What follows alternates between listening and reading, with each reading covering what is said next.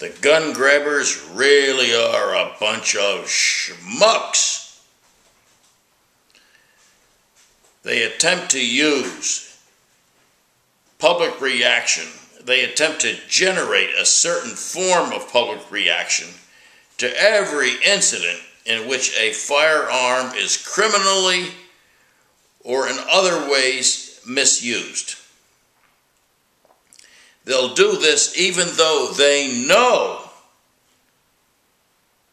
there are scores, there are hundreds of firearm laws already on the books directed against the acquisition or use of firearms for nefarious purposes by criminals or by mental incompetence or by other kinds of persons. This, however, does not stop the gun grabbers. Like cockroaches, they crawl out from under the rotten wood during these times of public trial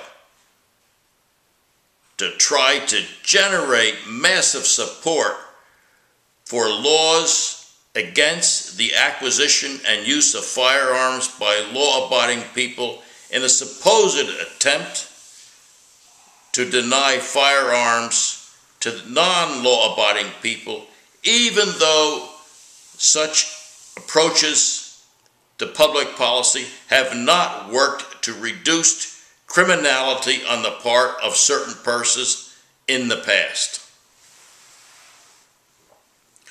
Fortunately, however, the American people are wise to these characters.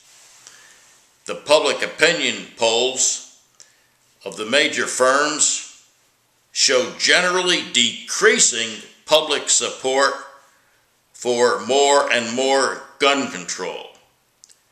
They show increasing public support for the rights of firearms owners.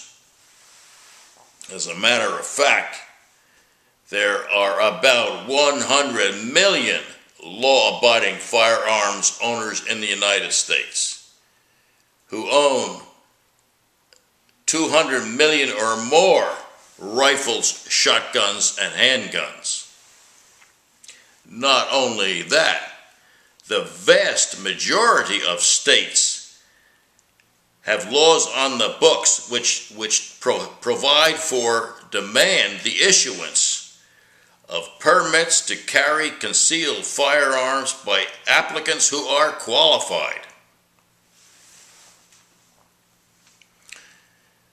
Many members of Congress from various parts of the country, from both our major political parties, men and women, have indicated publicly that they intend to avail themselves of state-issued permits to carry concealed firearms and, in fact, to carry such firearms. The public generally should be able to acquaint itself with this policy.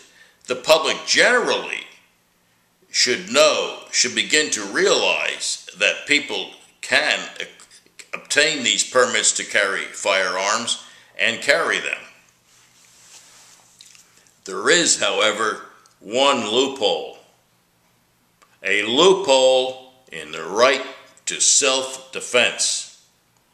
What I mean is that now, if a person is issued a permit to carry a concealed firearm by a state, that person may not necessarily be able to carry that firearm in another state, in a state to which he or she is going or has to go every day. What we really need to close the national self-defense loophole is a national policy regarding national reciprocity for the carrying of concealed firearms. For years now, people who have been issued permits to drive an automobile in one state can drive an automobile in any state. What we need is a system in which people who are issued permits to carry concealed firearms in one state can carry firearms in any state. This would go a long way to close the self-defense loophole.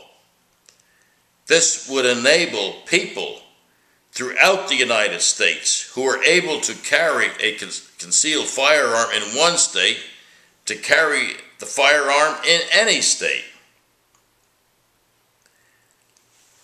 As a matter of fact, we would like to invite